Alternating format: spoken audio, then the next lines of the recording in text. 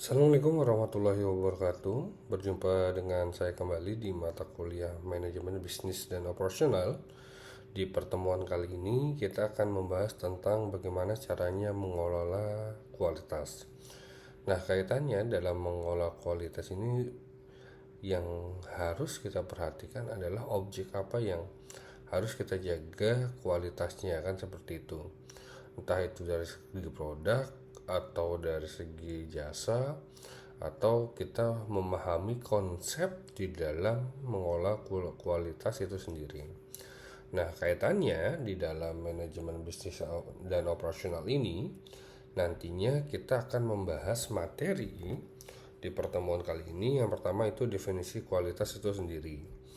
Kemudian ada manfaat dari kualitas, kemudian pendekatan dalam menentukan kualitas itu seperti apa, kemudian kecocokan pakai, kemudian ada dimensi dari kualitas, serta kita akan membahas tentang standar kualitas internasional.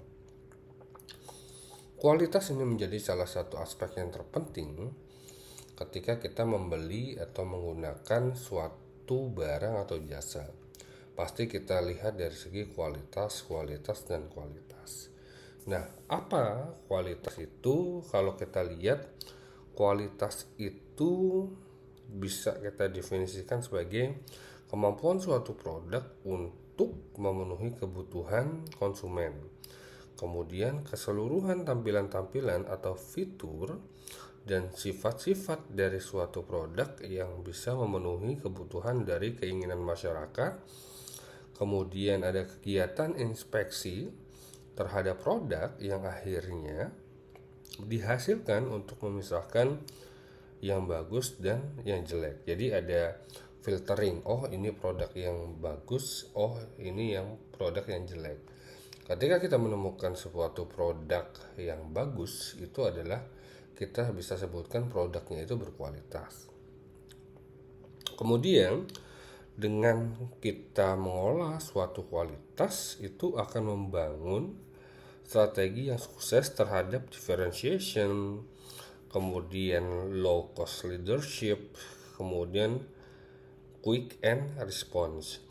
Kemudian suatu aktivitas yang berhasil dimulai dengan lingkungan organisasi yang membantu perkembangan kualitas itu sendiri.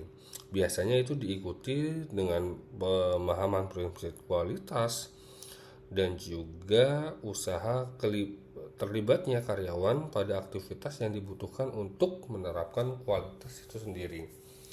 Jadi ketika kita membuat produk atau jasa, mungkin ada layanan standarnya. Standar itu juga menjadi salah satu aspek atau sebagai salah satu acuan untuk kita menentukan yang namanya kualitas itu sendiri. Terlebih kita harus memahami tuh konsep standarnya dalam produk A itu seperti apa, kemudian memahami standar untuk memproduksi produk B itu seperti apa, memahami konsep produksi C itu seperti apa. Itu kita perlukan untuk menjaga kualitas, atau bagaimana cara kita untuk mengolah kualitas dari suatu produk atau suatu jasa yang nantinya itu akan diterima oleh konsumen yang berhubungan langsung terhadap kualitas dari produk atau jasa yang kita jual. Kemudian kalau kita lihat dalam kualitas itu biasanya tadi sudah saya sedikit singgung adanya standar dan adanya kesesuaian. Nah, standar dan kesesuaian ini itu ketika kita bisa melihat produk yang dibuat setelah lebih dahulu dirancang. Jadi benar-benar ada aspek-aspek yang dimana selalu diperhatikan. Kemudian rancangan ini meliputi itu spesifikasi seperti wujud luarnya, warnanya, panjangnya, lebarnya, beratnya, kandungan bahannya, jenisnya, serta ukuran lainnya. Kemudian semua itu dijadikan standar untuk diwujudkan. Artinya dari ingredients yang ada, kemudian ukuran yang ada, berat dari produk itu menjadi salah satu standarnya. Jadi untuk menciptakan produk seperti le mineral ini kualitas pengemasannya seperti apa, isi di dalam produknya seperti apa, mungkin ada rasanya, airnya seperti apa. Itu menjadi salah satu standar. Kemudian apabila perusahaan dapat mewujudkan sesuai standar, maka dianggap bahwa produsen telah membuat produk yang berkualitas. Jadi ketika ada kesesuaian atau ada kesamaan, standar yang tadi ditentukan oleh perusahaan yang dibentuk untuk menghasilkan atau menciptakan suatu produk yang ada sama dengan standar yang sudah ditentukan tadi, berarti ada kesesuaian di sana.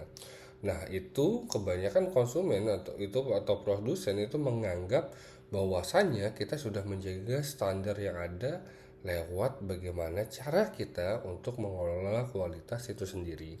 Jadi ada kualitas, ada standar, dan ada kesesuaian.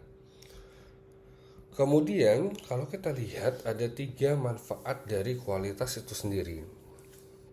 Yang pertama, bagaimana kualitas dari suatu produk yang tujuannya itu lari lagi ke karena kita membuat produk atau jasa langsung berhubungan dengan yang namanya konsumen, berarti kita lari untuk memuaskan konsumen itu sendiri. Kenapa? Karena fungsi produk yang sudah maksimal dalam segi keandalannya, ketersediaannya, serta pelayanannya. Kemudian yang kedua itu bagi produsen itu bagaimana meningkatkan daya saing dari produk yang dia jual sehingga meningkatkan reputasi dari perusahaan. Nah, pasti ketika kita melihat suatu produk pasti ada yang namanya kompetitor. Kemudian juga kompetitor pasti memiliki misalnya produk yang serupa. Biasanya kebiasaan di masyarakat banyak atau kebiasaan di dalam konsumen itu suka membandingkan produk-produk yang serupa. Oh, kita pakai minyak goreng ini, harganya lebih murah. Kemudian sekali goreng atau 2 kali goreng masih bagus minyaknya, kan seperti itu. Maka timbul misalnya yang nantinya ketika dari pembanding ini, differentiation ini akan memberikan gambaran atau nantinya akan menghasilkan reputasi dari produk yang kita jual lewat representasi perusahaan. Misalnya, oh kita beli minyak goreng keluaran perusahaan X lah, itu silakan. Nah, kemudian yang ketiga, manfaat dari menjaga kualitas itu bagaimana menurunkan biaya dan meningkatkan keuntungan. Ya, karena kita berbicara perusahaan dalam lingkup bisnis, pasti kita bicara apapun penjualan pasti harus ada profitable-nya. Kita harus menjual produk dengan baik, kemudian kita menghasilkan standar yang bagus, dan nantinya dengan standar yang bagus mendapatkan produk yang berkualitas dan ada nilai jual yang layak di masyarakat, dan daya tarik masyarakat untuk membeli produk kita itu tinggi. Nah, itu salah satu manfaat yang nantinya akan timbul ketika atau memiliki dampak ketika kita menjaga kualitas produk atau jasa yang kita jalankan. Jadi ada 3 tadi dalam melakukan atau dalam manfaat menjaga kualitas itu sendiri. Yang pertama tujuannya untuk bagaimana memuaskan konsumen, kemudian menjaga reputasi atau image dari perusahaan supaya meningkat. Kemudian yang terakhir adalah penjualan yang meningkat. Kemudian ada pendekatan dalam mengelola suatu kualitas ya. Dalam hal ini ada 3 pendekatan. Yang pertama ada yang namanya user based approach, kemudian ada manufacturing based approach, kemudian ada product based approach. Kalau kita lihat user based approach, kualitas itu terletak di mana konsumen itu sehingga untuk mengembangkan produk itu harus mendefinisikan harapan konsumen. Jadi ini adalah user centris, artinya melihat apa yang diharapkan oleh konsumen di dalam setelah atau merasakan produk yang kita jual. Kalau kita lihat biasanya ya di dalam point of view konsumen itu pasti banyak pertimbangan-pertimbangan atau aspek-aspek yang diambil sebelum dia membeli produk. Entah itu faktor pembelian produknya, faktor kemampuan atau kemauan, atau misalnya faktor dia membeli produknya itu untuk memecahkan suatu masalah, atau kita membeli produknya itu berdasarkan kebutuhan. Itu kan relatif berbeda-beda antara satu konsumen dan konsumen yang lainnya. Nah, di dalam user based approach ini dia menitik beratkan kepada harapan dari konsumen yang sudah membeli produk kita. Biasanya konsumen mengharapkan produk kita ya harganya mau terjangkau atau murah dan produknya berkualitas. Seperti itu, berkualitas itu entah dari rasanya, entah dari ukurannya, entah dari pengemasannya, itu kan perlu ditinjau kembali atau kita amati lagi atau kita analisa kembali. Kemudian kalau kita melihat yang namanya pendekatan dalam mengolah kualitas ini dengan pendekatan manufacturing based approach, itu bagaimana manajer produksi ya melihat antara kesesuaian dari standar dan bagaimana melihat making it right the first time. Jadi bagaimana ketika produk itu launching ya sudah sesuai dengan standar yang ada, kemudian bagaimana caranya melihat produk itu sesuai nggak kualitasnya ya di dalam proses produksi yang ada, entah itu dari penyesuaian alatnya, kemudian kendala-kendala teknisnya, itu kan harus diatur di dalam manajer produksi ini. Sehingga dalam pendekatan manufacturing based approach ini dia menitik beratkan bagaimana nantinya kesesuaian produk yang sudah ditentukan oleh keinginan dari manajer produksi lewat analisa-analisa yang dihasilkan nantinya, seperti itu. Kemudian yang ketiga, di dalam product based approach itu pendekatannya yang memandang bahwa kualitas merupakan suatu variabel yang tepat dan dapat diukur. Kalau kita melihat product based approach ini lebih ke analisa, bahwasanya untuk menjaga penjualan sales yang lebih banyak itu perlu menjaga kualitas produk itu sendiri. Nah, karena si kualitas ini menjadi sebuah variabel yang bisa diukur dan bisa kita hasilkan angka nilainya apakah signifikan ketika kita menjaga kualitas produk terhadap penjualan, itu juga termasuk di dalam pendekatan product based approach. Itu merupakan pendekatan kualitas yang ada. Tadi kita sudah membahas user based approach, kemudian manufacturing based approach, kemudian yang ketiga adalah bagaimana produk based approach itu dijalankan.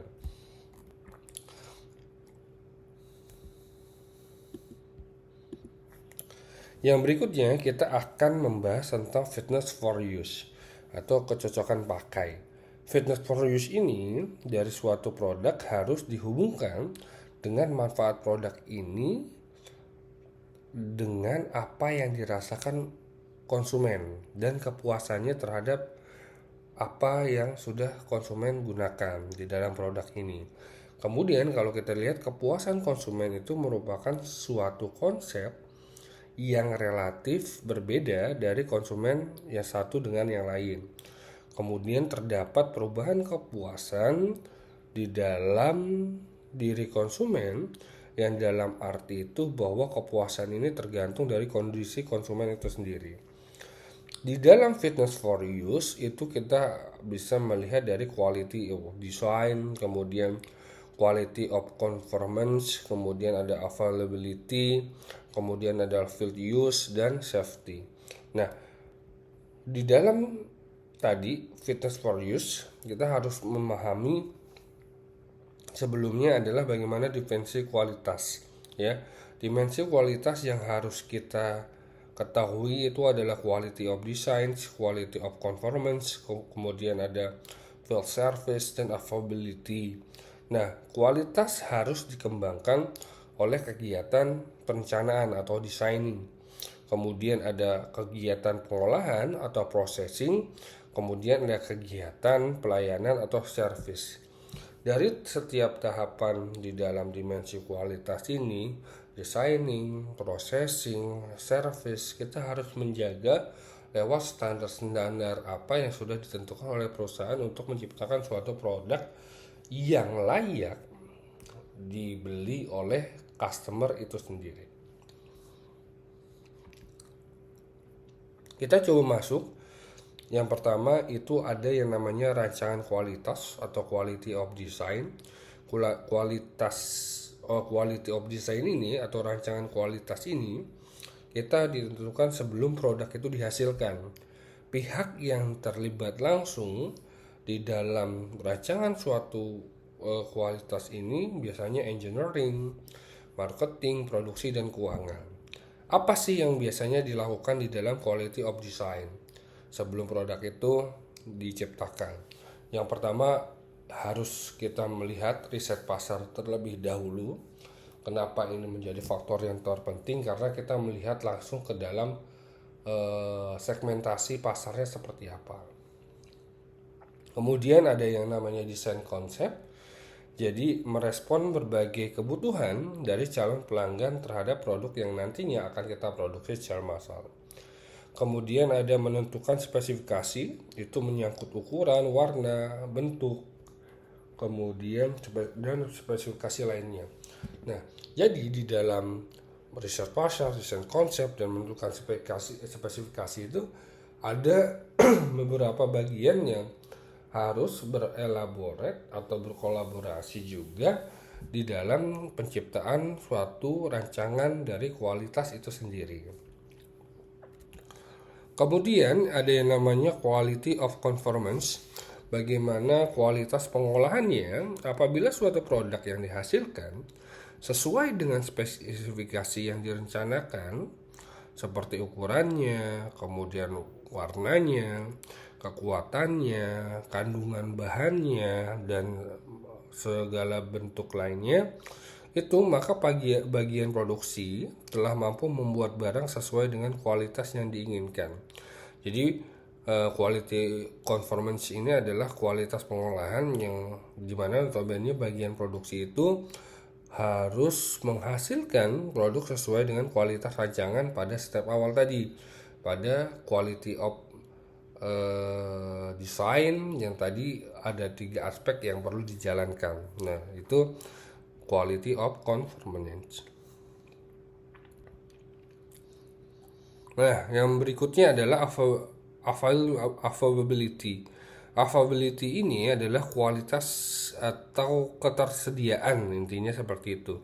Nah, kemampuan suatu produk selama digunakan oleh konsumen ada keandalan, readability, kemudian ada mudah dirawat, maintainability, kemudian ketersediaan logistical support itu menjadi salah satu aspek yang harus kita penuhi di bagian dimensi kualitas, yaitu availability.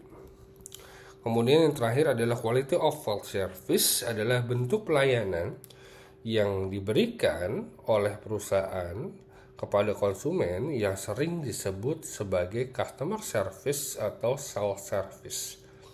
Biasanya ketika ini karena menjadi ujung tombak di dalam penjualan suatu produk, pasti kita harus memiliki kesopanan, keramah tamahan, kemudian ada keterampilan dalam memperbaiki, cekatan dalam melayani konsumen itu wajib harus ada di setiap poin-poin ketika kita bagaimana sih melayani konsumen untuk membeli produk kita.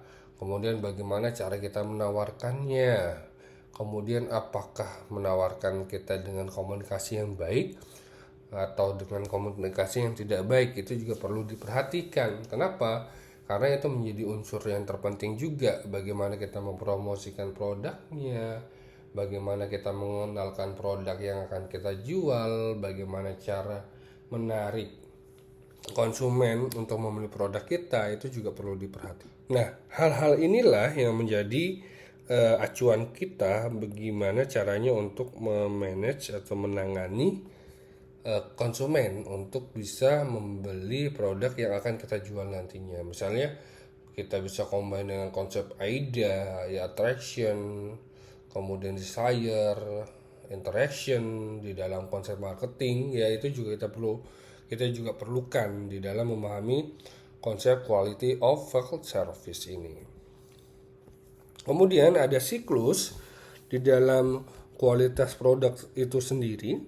Yang pertama ada siklus desain produk, kemudian diciptakan produk itu sendiri, kemudian pelayanan after sales-nya seperti apa, kemudian ada harapan dari konsumen itu sendiri. Jadi nggak semerta-merta ya teman-teman di dalam desain produknya itu tiba-tiba udah ada.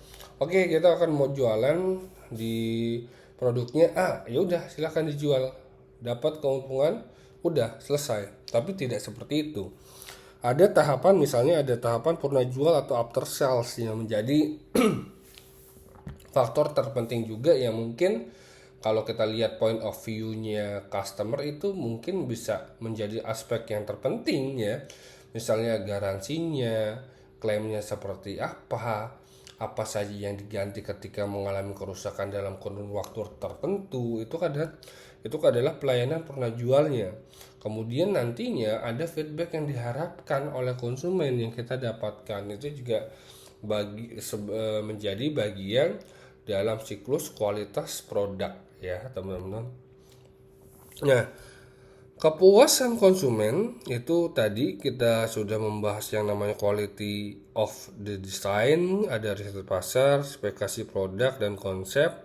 Kemudian ada quality of performance, itu ada manajemen, teknologi dan tenaga kerja.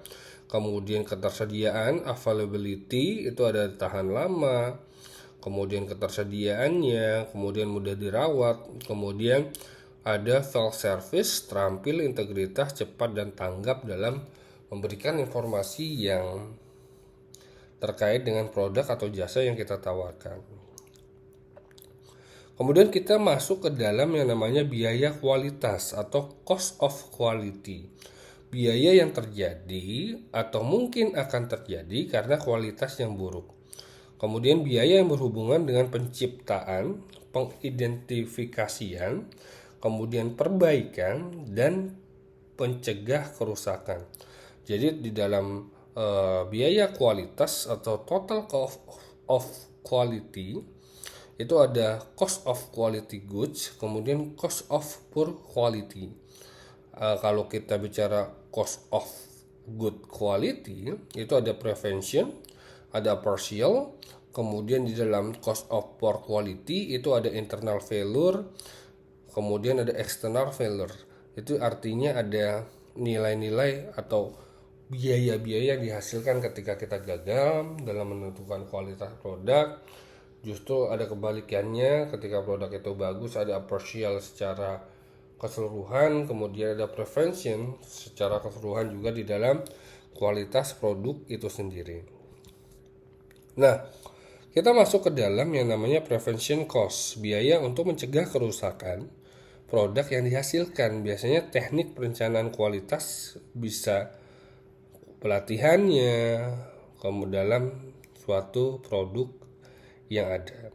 Kemudian ada biaya kegagalan eksternal ya atau failure cost. Ini adalah biaya yang terjadi karena ada ketidaksesuaian dengan persyaratan yang terdeteksi setelah produk dikirimkan ke pihak luar atau konsumen. Biasanya biaya penanganan keluhan, kemudian biaya penarikan kembali produk dan sebagainya. Kemudian yang ketiga itu adalah biaya kegagalan internal atau internal failure cost. Itu adalah biaya yang terjadi karena ada ketidaksesuaian dengan persyaratan yang terdeteksi sebelum produk dikirimkan ke pihak luar. Misalnya sisa bahan, pengerjaan ulang, dan lain-lain.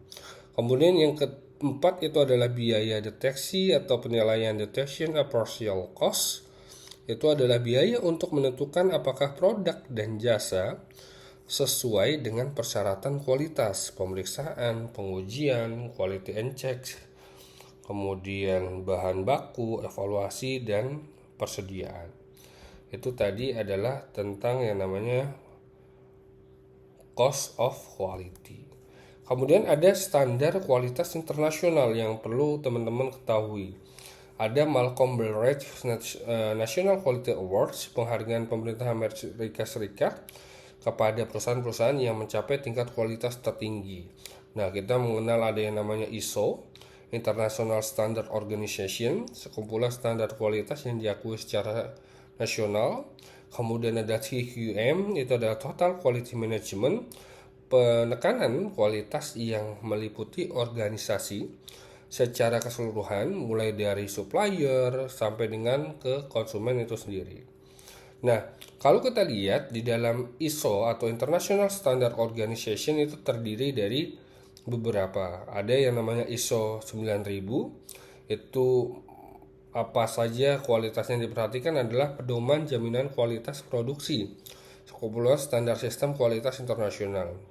Kemudian ada ISO 14000, itu merupakan standar internasional bagi pelaksanaan suatu proyek yang berkaitan dengan tanggung jawab terhadap lingkungan.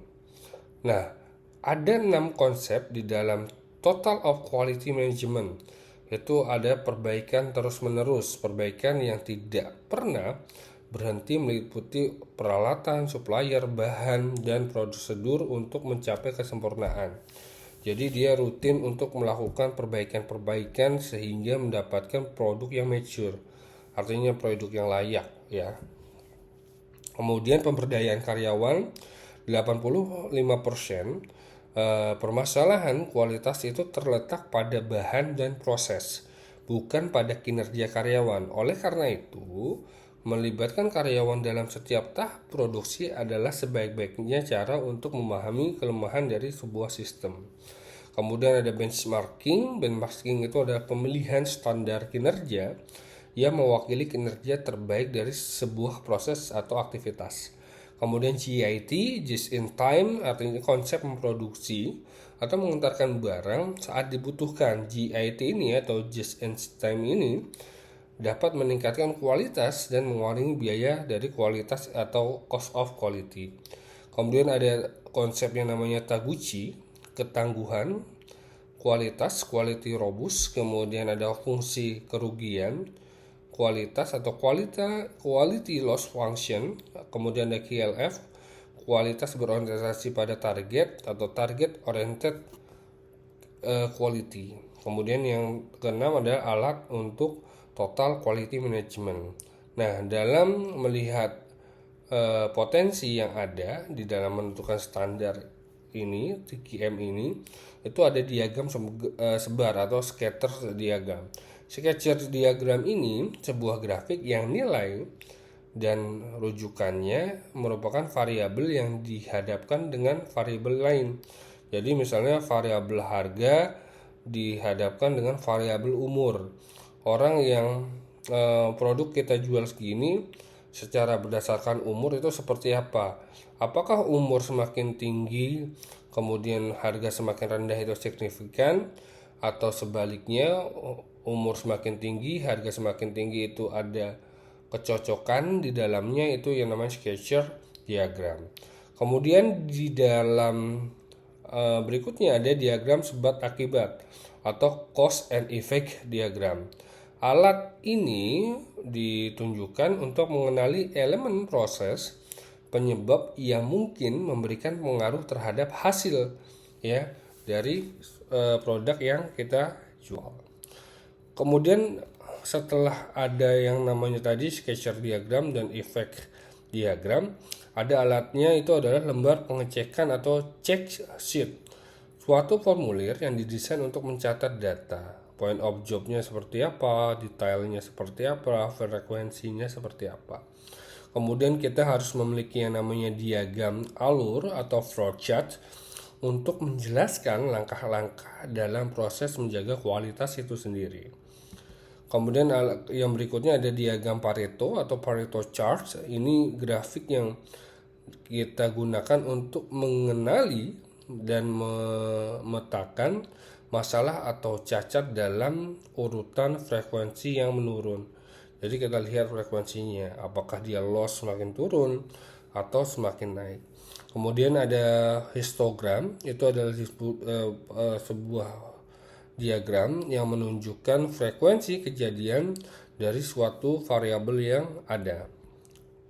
Kemudian yang terakhir itu adalah diagram pengendalian proses statistik atau statistical process control atau SPC. Nah, gambaran grafis ini itu adalah data yang sejalan dengan waktu dan menunjukkan batas atas dan batas bawah dalam proses kita yang ingin kita kendalikan. Itu adalah alat di dalam TQM, ya, Total Quality Management. Nah, itu adalah pembahasan teman-teman di materi kita di pertemuan ke-6 di mata kuliah manajemen bisnis dan operasional tentang bagaimana caranya mengelola kualitas. Mudah-mudahan materi pembelajaran yang sudah saya sampaikan pada pertemuan kali ini bisa bermanfaat untuk teman-teman semua. Kita bertemu kembali di pertemuan berikutnya karena pertemuan 7 saya akan hanya memberikan kuis saja di pertemuan ke-7. Terima kasih banyak teman-teman yang sudah menonton video pembelajaran kali ini. Saya tutup. Wassalamualaikum warahmatullahi wabarakatuh. Salam sehat semuanya.